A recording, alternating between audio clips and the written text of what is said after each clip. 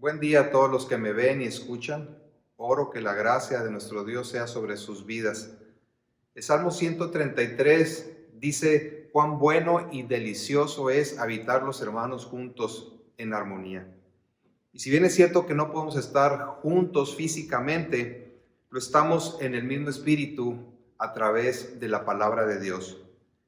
Gracias a Dios que podemos continuar reuniéndonos, al menos de manera virtual, para adorar a nuestro Señor y Salvador Jesucristo, y hacerlo por medio de la oración,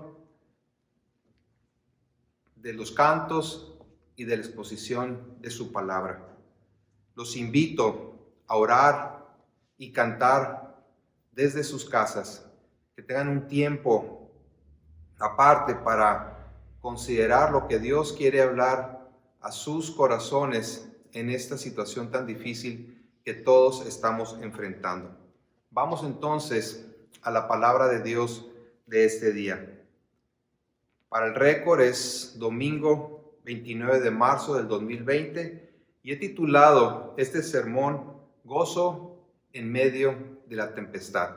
Acompáñenme por favor en una oración para poner esto en manos del Señor. Bendito Padre, nuevamente gracias por la oportunidad que nos das y la libertad también que nos concedes para estar reunidos de esta manera y permitir que tu palabra sea expuesta y llegue a los diferentes hogares a los cuales tú permitirás que entre.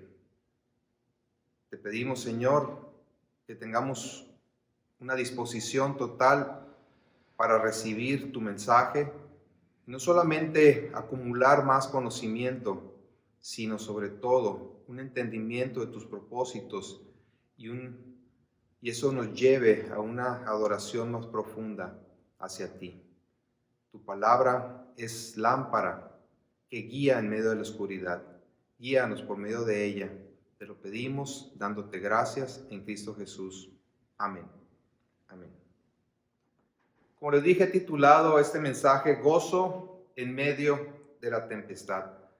Reconocer a Dios y darle gracias es relativamente sencillo cuando las cosas nos favorecen. Aún los incrédulos dicen gracias a Dios cuando reciben buenas noticias. Cuando las cosas salen bien, no nos cuesta mucho trabajo en realidad reconocer el favor de Dios. Pero ¿qué tal cuando la situación no nos favorece? Tendemos a preguntarnos, ¿dónde está Dios? ¿Por qué permite que nos veamos afectados por ciertas circunstancias? Incluso podemos caer en reclamarle que no haga algo al respecto. En cierto tono de reclamo, el salmista pregunta, ¿hasta cuándo, Dios? ¿Hasta cuándo vas a hacer algo? ¿Hasta cuándo te vas a manifestar? En el Salmo 6, versículos 3 y 4, dice, mi alma también está muy turbada. ¿Y tú, Señor, hasta cuándo? Vuélvete, oh Señor, libra mi alma, sálvame por tu misericordia. El salmista en el capítulo 13, versículos 1 al 4, también expresa algo similar. Dice, ¿hasta cuándo, Señor? ¿Me olvidarás para siempre? ¿Hasta cuándo esconderás tu rostro de mí? ¿Hasta cuándo pondré consejos en mi alma, con tristezas en mi corazón cada día? ¿Hasta cuándo será enaltecido mi enemigo sobre mí? Mira, respóndeme, oh Señor Dios mío, alumbra mis ojos para que no duerma de muerte, para que no diga mi enemigo, lo vencí, mis enemigos se alegrarían si yo resbalara. Esto es común y entendible. Hacernos esa pregunta es algo entendible, algo normal, ya que deseamos ser librados cuanto antes de cualquier tribulación y de preferencia no tener que pasar por ninguna tribulación.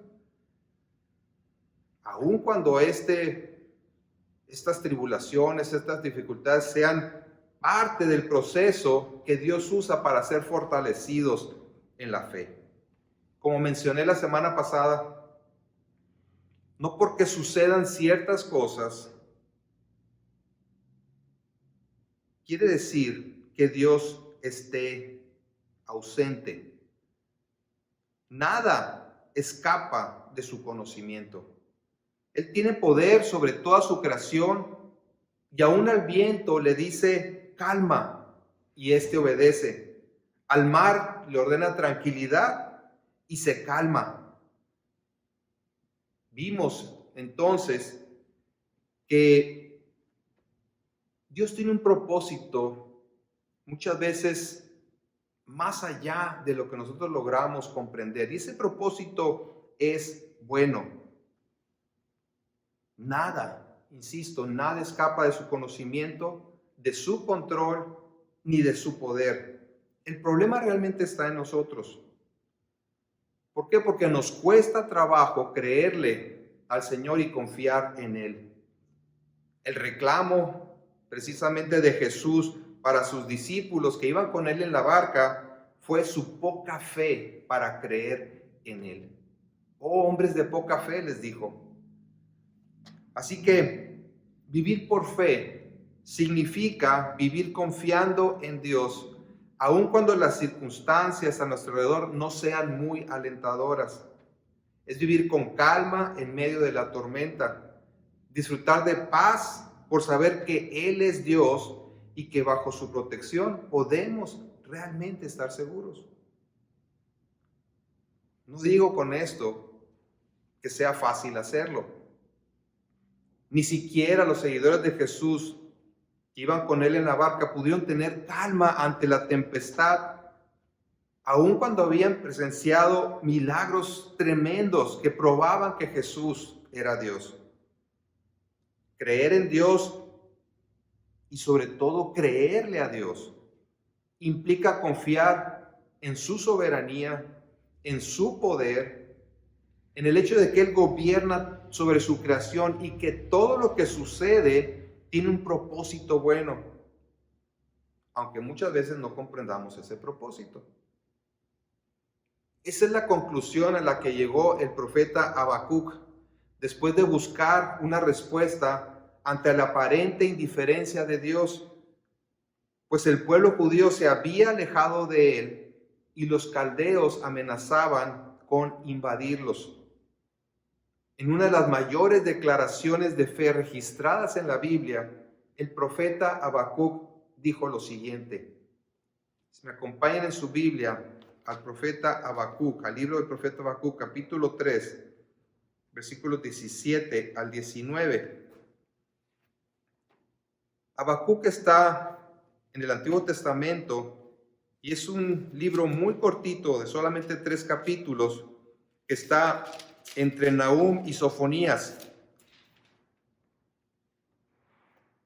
Habacuc capítulo 3 versículos 17 al 19, que son los últimos versículos de la escritura del profeta Habacuc. Dice capítulo 3 versículo 17, aunque la higuera no florezca, ni en las vides haya frutos, aunque falte el producto del olivo y los labrados no den mantenimiento, y las ovejas sean quitadas de la majada y no haya vacas en los corrales, con todo yo me alegraré en el Señor y me gozaré en el Dios de mi salvación. Jehová el Señor es mi fortaleza, el cual hace mis pies como de ciervas y en mis alturas me hace andar. Esta es una confesión extraordinaria de fe. Dice el profeta, aunque no haya producción alguna, ni de higos, ni de uvas, ni de aceitunas, ni granos, aunque no haya ovejas, aunque no haya vacas, aunque no haya nada, aún así dice, aún así me alegraré en el Señor, me gozaré en el Dios de mi salvación. Es muy claro lo que está diciendo. Aunque todo a mi alrededor se derrumbe, aunque me quede absolutamente sin nada, aún así yo seguiré confiando en el Señor. ¿Por qué? Dice el versículo 19, desde la última parte del 18, porque es el Dios de mi salvación, porque Él es mi fortaleza, Él es quien me da firmeza para mantenerme caminando por encima de las circunstancias. Veremos a través de este pasaje bíblico cómo es que podemos mantener el gozo y la confianza aún en las peores circunstancias. Cuando el profeta dice, me alegraré y me gozaré, se refiere a que puede tener una completa confianza en el Señor a pesar de las tribulaciones. Él no está diciendo que se va a gozar en las circunstancias adversas, sino que se va a gozar en el Dios de su salvación. Su comprensión de Dios era tal que las circunstancias contrarias no impedirían que mantuviera su confianza y gozo en la bondad y el favor de Dios. No nos confundamos. A nadie nos gusta pasar por tribulaciones. Lo que hace la fe es confiar en Dios en medio de ellas. El profeta entonces reconoce que Dios está en control y que la victoria está asegurada más allá de la crisis que está viviendo. Él solo tenía que confiar en el Señor y creerle. Dice, no importa lo que venga. Yo estaré confiado en el Señor de mi salvación y sé que Él me sostendrá para atravesar las dificultades. Esto me recuerda las palabras del Señor Jesucristo, que en el Evangelio según Juan, capítulo 16, versículo 33, dice, estas cosas les he hablado para que en mí tengan paz. En el mundo tendrán aflicción, pero confíen, yo he vencido al mundo. Y observen dónde dice que encontrarían paz. No dice que encontrarían paz en algo, sino en Él. Dice, para que en mí tengáis paz. Mientras que en el mundo tendrían aflicción, solo en Él hallarían la verdadera paz. Por lo tanto, debían vivir confiados, ya que por medio del sacrificio, de su sacrificio en la cruz, lograría la vida eterna para todo aquel que crea en Él. Así que la declaración del profeta Habacuc es una extraordinaria declaración de fe.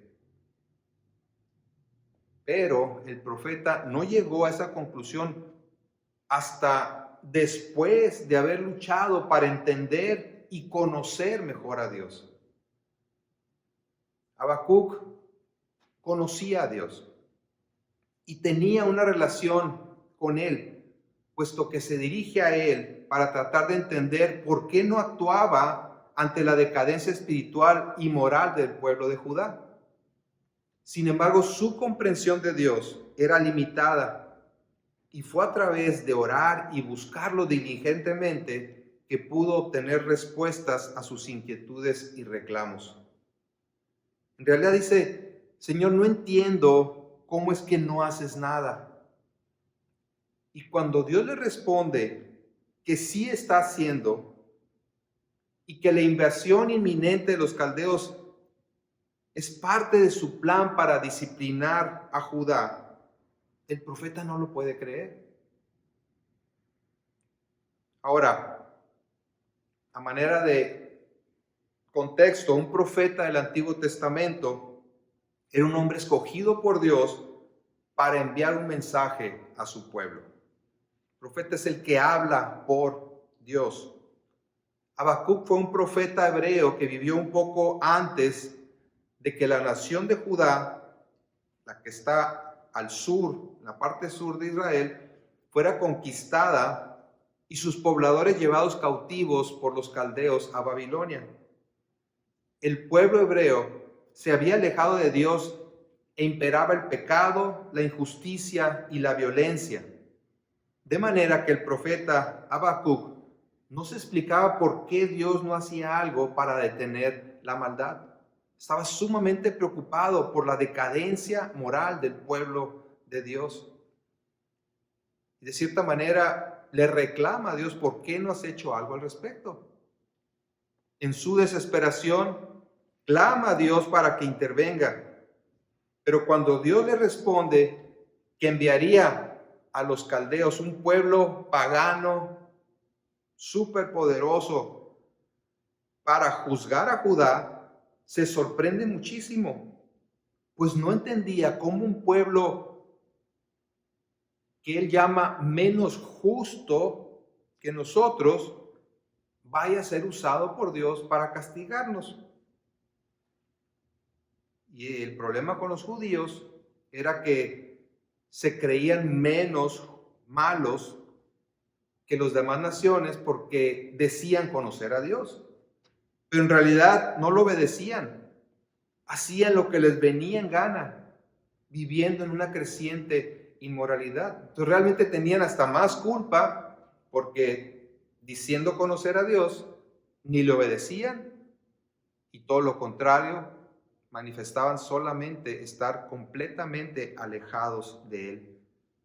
Así que el profeta Habacuc escribe con relación a la aparente indiferencia de Dios con respecto a dos cosas.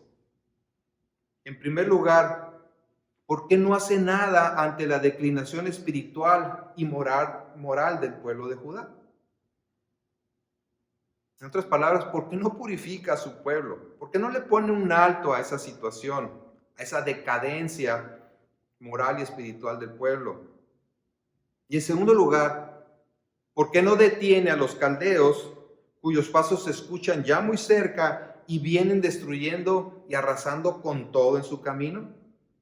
¿Cómo va a permitir Dios que unos paganos sometan al pueblo de Dios? ¿Cómo van a vencer ellos sobre el pueblo escogido de Dios? La respuesta de Dios es: sí estoy haciendo algo. Y si te lo digo, no lo vas a creer. Te vas a sorprender aún más. Vayamos ahí en el libro del profeta Habacuc al capítulo 1, versículos 5 y 6.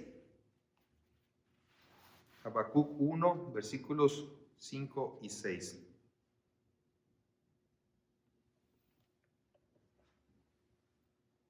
Dice así: mirad entre las naciones y ved, y asombraos porque haré una obra en vuestros días, que aun cuando se os contare, no la creeréis.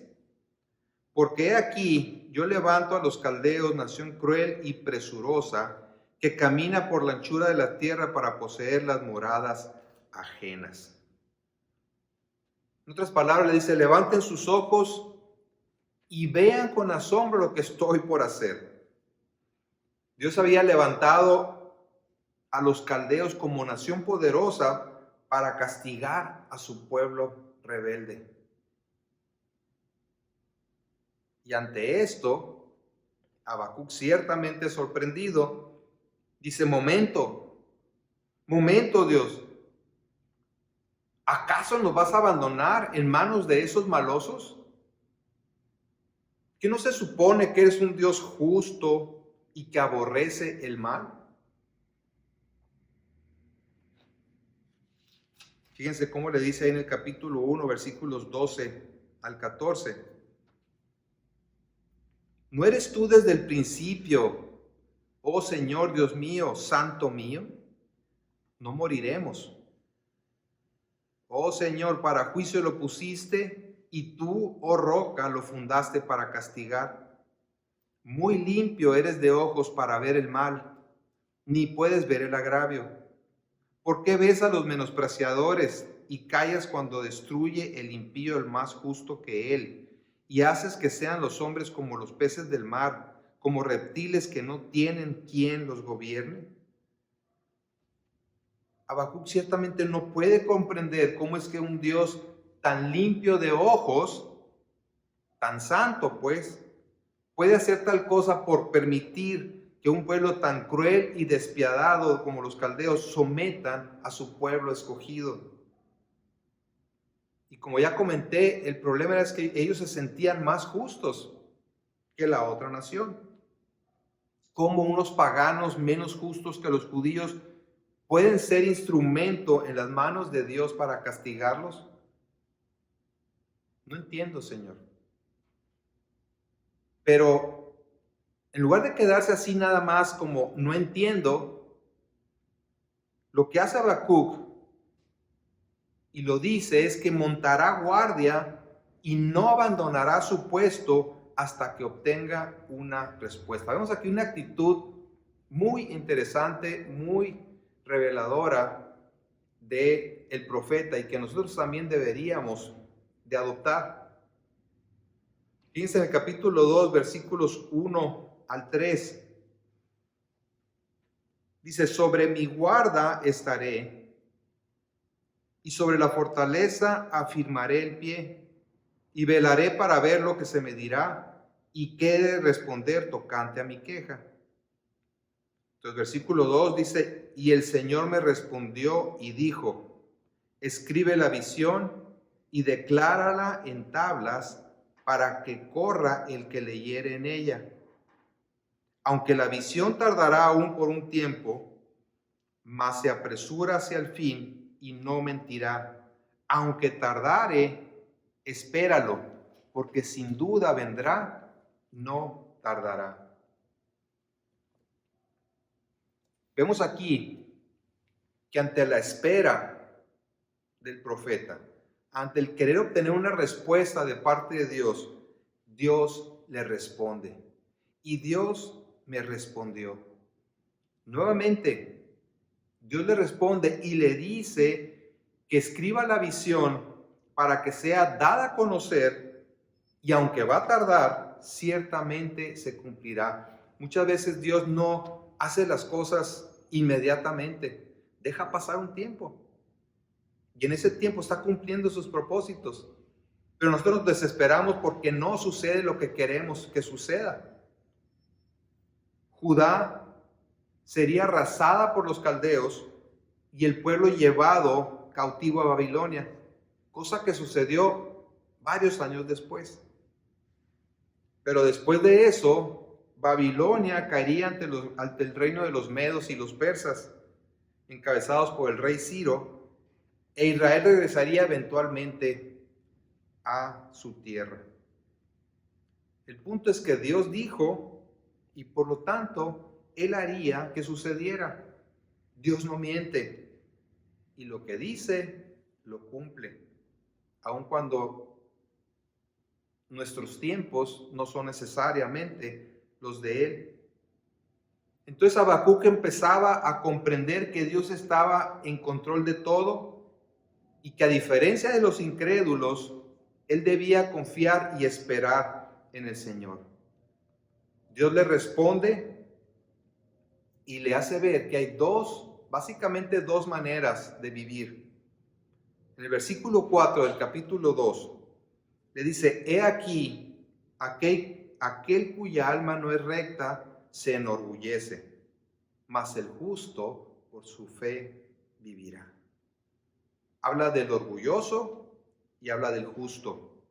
El orgulloso cuya alma no es recta, es decir, aquel que confía en sí mismo y no procura agradar a Dios.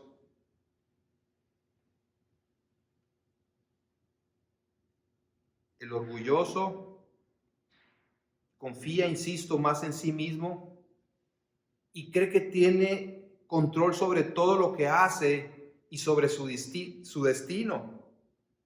Y esto, dice ahí, conduce a la condenación eterna, a la perdición. Dice el versículo 5 del capítulo 2, y también el que es dado al vino es traicionero, hombre soberbio que no permanecerá. El orgulloso, el que confía en sí mismo, dice, no permanecerá, no trascenderá. Los caldeos confiaban en su poder, confiaban en su destreza, en su poderío militar, en su sabiduría y también en sus ídolos. Y vale la pena preguntarnos, ¿qué es lo que nos da seguridad y fortaleza en la vida? ¿Qué es lo que nos brinda esa seguridad? Que cuando desaparece o se ve afectada, entonces caemos presa del temor y la incertidumbre. Dinero, posesiones materiales, relaciones personales, logros profesionales, seguros. No, pues es que tengo seguro médico, tengo seguro del auto, tengo seguro de esto, de aquello. No importa lo que sea. Mientras Dios no sea el centro de nuestra confianza y seguridad, siempre habrá una carencia. Siempre estaremos susceptibles a caer. Si nos apegamos a las cosas de este mundo en lugar de a Dios, eventualmente estas cosas nos van a decepcionar. Ya constatamos que un insignificante virus ha puesto a temblar a todo el mundo. Digo insignificante por su tamaño, pero hemos visto lo que es capaz de hacer. Así que mientras que los orgullosos confían en sí mismos, dice que los justos o el justo vivirá por su fe. Número 2, entonces, la segunda manera de vivir contraria al orgullo y a la soberbia es aquel que es recto, aquel cuya alma es recta. Y ese vivirá por la fe. Su destino es la vida eterna. Aquel que conoce a Dios y busca agradarle, vivirá por la fe. Los tiempos podrán ser malos y el futuro nada prometedor, pero el justo, dice el pasaje, vivirá por la fe en aquel que solamente es digno de confiar. Vivir por la fe significa vivir creyendo y confiando en Dios. Muchas veces decimos creer en Dios, pero realmente no confiamos en Él. Como dije al principio, mientras las circunstancias nos favorecen, sí, decimos creer en Él, confiamos en Él. Pero en cuanto cambian las circunstancias y empezamos a padecer alguna tribulación, entonces dudamos de que realmente Dios exista o de que esté haciendo algo al respecto. Pero vivir por fe significa conocer a Dios íntimamente y confiar en Él con todo el corazón, de tal manera que las circunstancias a nuestro alrededor no determinen lo que creemos y la manera en la que actuamos. Dice el pasaje, el justo, mas el justo por su fe vivirá. Ahora, ¿quién es el justo? Es importante que entendamos a quién se refiere por justo. Obviamente Dios no se está refiriendo al que es perfecto en sí mismo. Porque para empezar, no hay nadie que lo sea. Menos el pueblo de Judá. Pues no manifestaba esa justicia en su conducta. Habían desechado la palabra de Dios, entregándose a toda clase de pecados. Y el castigo que estaban por recibir era precisamente debido a su alejamiento de Dios, a no vivir conforme a la voluntad de Dios. Justo entonces es el que ha creído y confiado en Dios para su salvación. Justo es el que sabe que necesita la misericordia y el perdón de Dios para su existencia. El Señor Jesucristo dijo que Él no había venido a llamar a justos, sino a pecadores. Y la Biblia enseña que nadie es justo en sí mismo. Pues todos somos pecadores y merecedores de la condenación eterna. No hay justo, ni uno solo, dice la Escritura. Si me acompañan en la Biblia a Romanos, la carta de Pablo a los Romanos,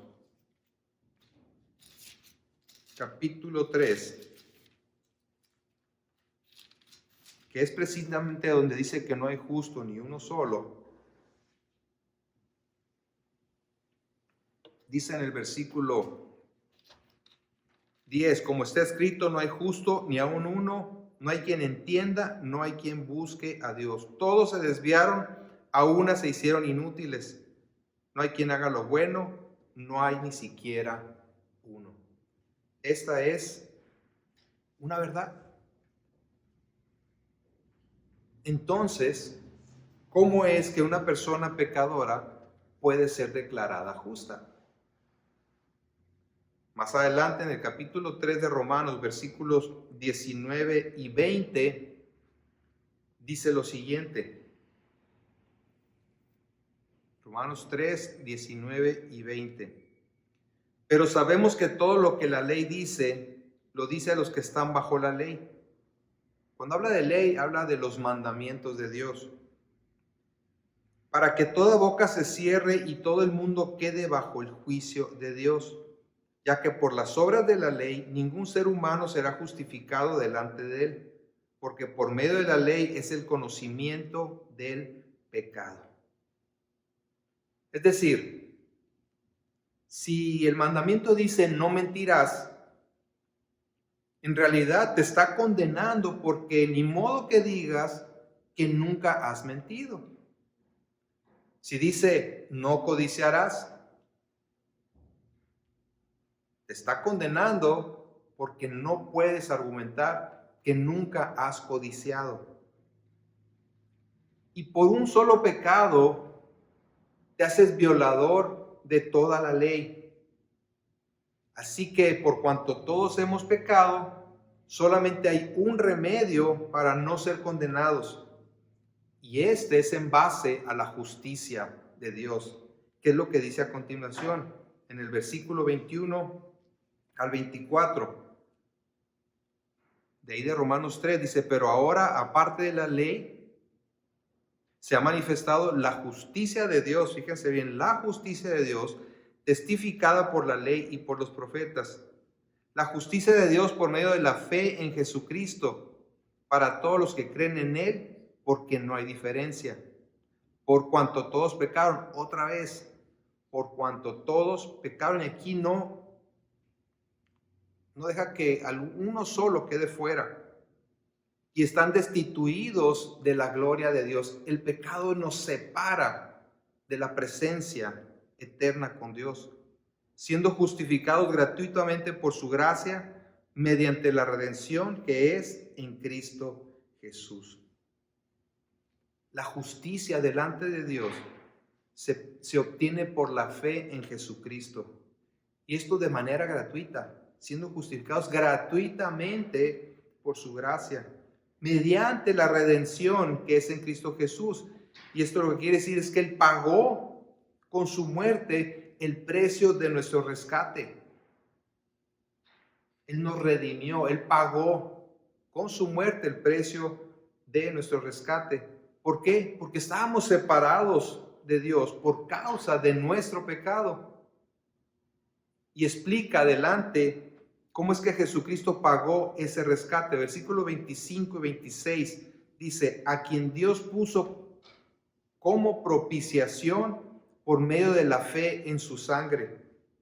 Es decir, el sacrificio por el pecado, para manifestar su justicia a causa de haber pasado por alto en su paciencia los pecados pasados, con la mira de manifestar en este tiempo su justicia, a fin de que Él sea el justo y el que justifica al que es de la fe de Jesús. Lo que esto quiere decir es que Dios puso a su Hijo amado como el sacrificio perfecto para pagar el precio del rescate de los que en Él crean. La paga del pecado es muerte, es condenación eterna. y ciertamente todos merecemos esa muerte.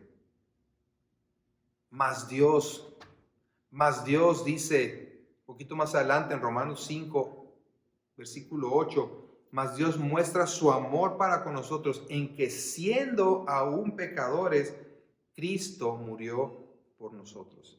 Estando en esa condición, apartados de Dios por el pecado, alejados de Dios, Cristo murió para podernos acercar a Él. Su justicia entonces es transferida a aquel que pone su fe en Él, y sus injusticias fueron llevadas por Cristo en la cruz.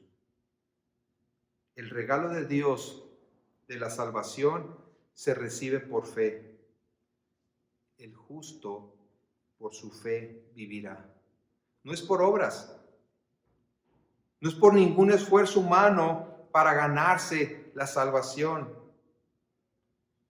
Así que vivir por fe no consiste en llevar una vida religiosa, sino en una vida de continua confianza en Dios y en la salvación que es en y solamente en Jesucristo. Él es el único justo capaz de pagar por nuestros pecados. Él es el único que nos da, nos otorga su justicia. Nadie más lo puede hacer. Mas el justo por su fe vivirá. El justo siempre dependerá de Cristo para su salvación. Y Dios lo guardará desde el inicio hasta el final. El orgulloso dice, yo no necesito a Dios, yo puedo salvarme a mí mismo, y su destino es la condenación eterna. Pero el que cree vivirá eternamente por haber puesto su confianza en Cristo. El creyente vive confiando en la salvación que Dios provee por medio de su Hijo Jesucristo. Y esa confianza lo lleva a no temer aún en las peores circunstancias, pues sabe que Dios lo protege en medio de ellas. El verdadero creyente puede decir junto con el profeta, aunque la higuera no florezca, aunque no haya higos, aunque no haya uvas, aunque no haya aceitunas, aunque no haya ovejas, aunque no haya vacas en los corrales, con todo, aún así me alegraré en el Señor de mi salvación. Me alegraré y me gozaré en el Dios de mi salvación. ¿Por qué puedo confiar y descansar en Dios? ¿Por qué puedo confiar y descansar en Dios aun cuando las circunstancias sean completamente negativas? ¿Por qué puedo alegrarme y gozarme en Dios? 3 razones muy importantes que da el profeta aquí. Dice, me gozaré en el Dios de mi salvación. Jehová el Señor es mi fortaleza, el cual hace mis pies como de ciervas y en mis alturas me hace andar. Entonces, ¿por qué puedo confiar y descansar en Él? ¿Por qué puedo alegrarme y gozarme aún en las circunstancias adversas? Número 1, porque es el Dios de mi salvación. Nuestra esperanza no radica en que la situación mejore, sino en la fidelidad de Dios para ayudarnos a atravesarla.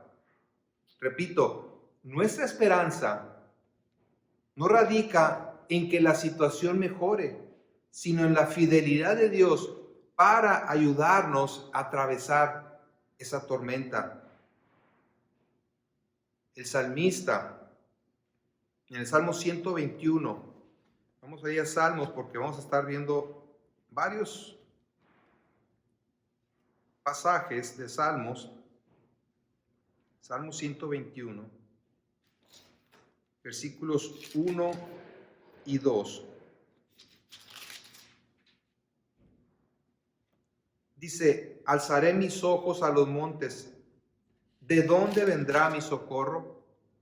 Mi socorro viene del Señor que hizo los cielos y la tierra. Más adelante en el 124, versículo 6, dice, bendito sea el Señor que no nos dio por presa a los dientes de ellos. Y en el versículo 8 dice, nuestro socorro está en el nombre de Jehová que hizo el cielo y la tierra. ¿Quién mejor que Dios puede rescatarnos, puede salvarnos? ¿A quién más podemos acudir? Él es nuestro socorro. Entonces, ¿por qué puedo alegrarme? ¿Por qué puedo gozarme en medio de las circunstancias adversas? En primer lugar, porque Él es el Dios de mi salvación. En segundo lugar, porque Él es mi fortaleza. Él es mi fortaleza. Nuestra seguridad no se basa en bendiciones temporales, sino en Dios mismo. Dice, Él es mi fortaleza. Proverbios 18:10 dice, torre fuerte es el nombre del Señor, a Él correrá el justo y será levantado. Como una torre fuerte, inamovible, es el nombre del Señor. Podemos correr a Él para ser levantados, para ser sostenidos, para ser protegidos. Salmo 46, versículos 1 y 2. Salmo 46, versículos 1 y Dios dice, Dios es nuestro amparo y fortaleza, nuestro pronto auxilio en las tribulaciones. Por tanto, no temeremos, aunque la tierra sea removida y se traspasen los montes al corazón del mar, aunque bramen y se turben sus aguas y tiemblen los montes a causa de su braveza. Él es nuestro amparo y fortaleza. ¿Por qué podemos gozarnos?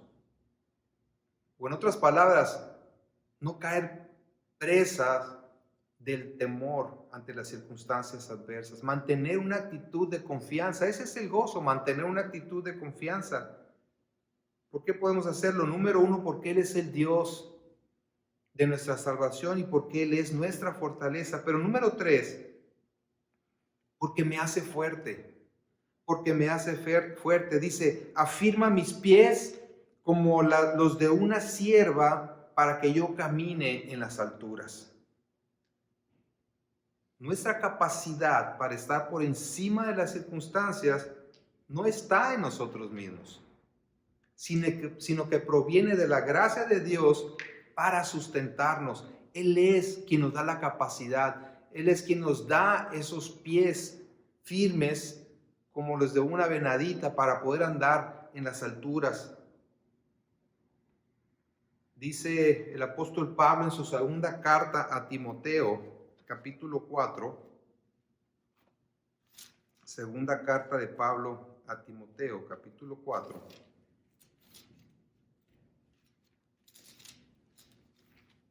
Versículos 17 y 18. Pablo prácticamente despidiéndose porque sabía que pronto llegaría el día de su muerte, de su ejecución. Dice así, 2 Timoteo 4, 17 y 18. Pero el Señor estuvo a mi lado y me dio fuerzas. para que por mí fuese cumplida la predicación y que todos los gentiles oyesen. Así fui librado de la boca del león. Fíjense el 18, y el Señor me librará de toda obra mala y me preservará para su reino celestial. A Él sea la gloria por los siglos de los siglos. Amén. Qué hermoso. El Señor me librará, dice, de toda obra mala y me preservará para su reino celestial. ¿Qué más confianza podemos tener los cristianos que saber que aquel que comenzó la buena obra en nosotros la perfeccionará hasta el día de Jesucristo? Él es quien nos salva, Él es quien nos fortalece, Él es quien nos da las fuerzas para poder pasar a través de las tormentas. La única manera que podemos realmente salir victoriosos en circunstancias adversas es por la gracia de Dios. Salmos 33, 16 es muy ilustrativo en este sentido. Dice Salmo 33, 16, el rey no se salva por la multitud del ejército, ni escapa el valiente por la mucha fuerza. Y en el Salmo 84, 5 dice, bienaventurado el hombre que tiene en ti sus fuerzas, en cuyo corazón están tus caminos. Si aprendemos a descansar en Él y en su gracia, Él ha prometido que nos ayudará a pasar a través de la tormenta. El profeta Jeremías, capítulo 9, Jeremías capítulo 9, versículos 23 y 24.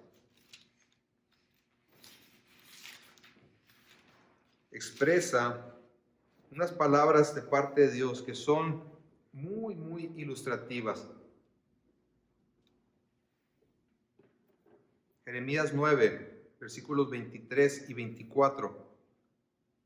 Dice, así dijo Jehová, no se alabe el sabio en su sabiduría, ni en su valentía se alabe el valiente, ni el rico se alabe en sus riquezas. Mas alábese en esto el que se hubiere de alabar, en entenderme y conocerme que yo soy el Señor, que hago misericordia, juicio y justicia en la tierra, porque estas cosas quiero, dice el Señor. Menciona tres cosas en las que no debemos jactarnos: nuestra propia sabiduría, valentía y riquezas. El orgulloso se jacta de estas cosas,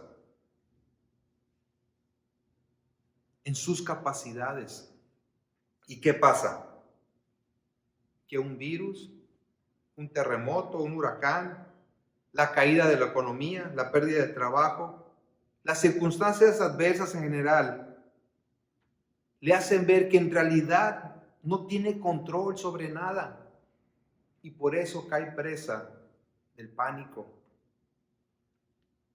Pero si en algo debemos alabarnos o gloriarnos, dice el profeta, si en algo debemos poner todo nuestro esfuerzo, es en entender y conocer verdaderamente que Dios es Dios, quien demuestra un amor inagotable, aunque trae justicia y rectitud a la tierra. Al pueblo de Judá lo disciplinó precisamente por haberse apartado de su verdad. Pero su misericordia está precisamente obrando aún en la disciplina. Es por amor a su pueblo que le dice al profeta, esto es lo que va a pasar. ¿Crees que no estoy haciendo nada? Esto que estoy haciendo es parte de mi demostración de amor por ustedes. Porque los quiero, porque quiero su bienestar, quiero lo mejor para ustedes. Entonces, no podemos entender por qué pasan todas las cosas. Lo que sí podemos hacer es vivir por fe. Es decir, conociendo a Dios y creyéndole, lo cual se traduce en una vida de obediencia, porque podemos decir creer en Dios y sin embargo vivir completamente alejados de su voluntad. La vida de fe es vivir conforme a la voluntad de Dios. Como dice Campbell Morgan, nuestro gozo está siempre en proporción a nuestra confianza en Dios. Y nuestra confianza en Dios está en proporción a nuestro conocimiento de Él. Yo agregaría, y vivir de acuerdo a su voluntad.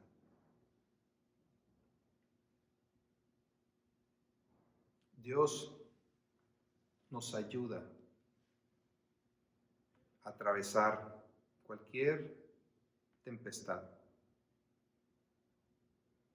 Y nosotros podemos hacerlo descansando en Él, confiando en Él, manteniendo una actitud de gozo en el sentido de confiar plenamente en que Él tiene cuidado de nosotros. El Salmo 127, versículos 1 y 2, dice, si el Señor no edifica la casa, en vano se esfuerzan los albañiles. Si el Señor no cuida la ciudad, en vano hacen guardia los vigilantes. En vano madrugan ustedes y se acuestan muy tarde para comer un pan de fatigas, porque Dios concede el sueño a sus amados. ¿Quieres realmente descansar en Dios? Deja que Él sea en quien depositas toda tu confianza, porque Él tiene control de todo. Toda tu esperanza, porque Él es fiel, porque Él no te va a mentir, porque Él no te va a decepcionar.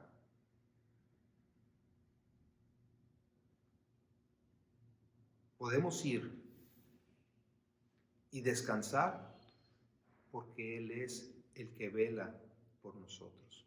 Oremos. Señor, primeramente, perdónanos por actuar como si nosotros pudiéramos ser autosuficientes e independientes de ti. Perdónanos por creer que tenemos la capacidad para controlar nuestro destino. Nos has dado una lección de humildad y venimos delante de ti con un corazón contrito y humillado.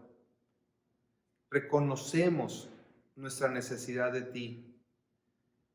Nos humillamos delante de tu presencia, apelando a tu gran misericordia. Líbranos, Señor, de nuestra maldad y ayúdanos a confiar en ti. Ayúdanos a depender de ti, a creer en ti y como consecuencia a obedecerte, Señor, a caminar en pos de tu verdad, haciendo lo que a ti te agrada. Damos gracias, Señor, por tu infinita bondad. Damos gracias por tu promesa de ayudarnos a atravesar cualquier circunstancia, a sostenernos en medio de las dificultades. Gracias, Señor, por Jesucristo, por medio de quien tenemos acceso a tu presencia. Gracias porque podemos acercarnos confiadamente al trono de tu gracia para obtener esa ayuda oportuna para nuestras vidas. Te pedimos, Señor, también por nuestra nación. Te pedimos por nuestro presidente y las personas que están en eminencia, para que tú les des la sensatez, la sabiduría para conducir al país en momentos de crisis como la que estamos viviendo. Te pedimos por los líderes del mundo también, para que tú les ayudes, tú les des sabiduría y que humillándose delante de ti puedan reconocer que tú eres Dios, que tú estás por encima de todas las circunstancias. Que acudan, Señor, en humildad a ti y tú les brindes la ayuda necesaria para que esta crisis pase pronto, no sin antes, Señor, hacer tu obra en cada uno de nosotros. Especialmente, Señor, te pedimos por aquellos que no tienen fe, que no han creído en Jesucristo para su salvación. Abre su entendimiento, que tu Espíritu Santo traiga convicción de pecado, de justicia y de juicio sobre sus vidas, guiándolos al arrepentimiento y confiando en Jesucristo como el único y suficiente Salvador. Glorifícate en todo esto, Padre. Y a ti te damos las gracias en el nombre de Jesús. Amén. Amén. Dios los bendice. Cuídense mucho y sigan profundizando en el conocimiento y en la voluntad de Dios. Nos vemos pronto.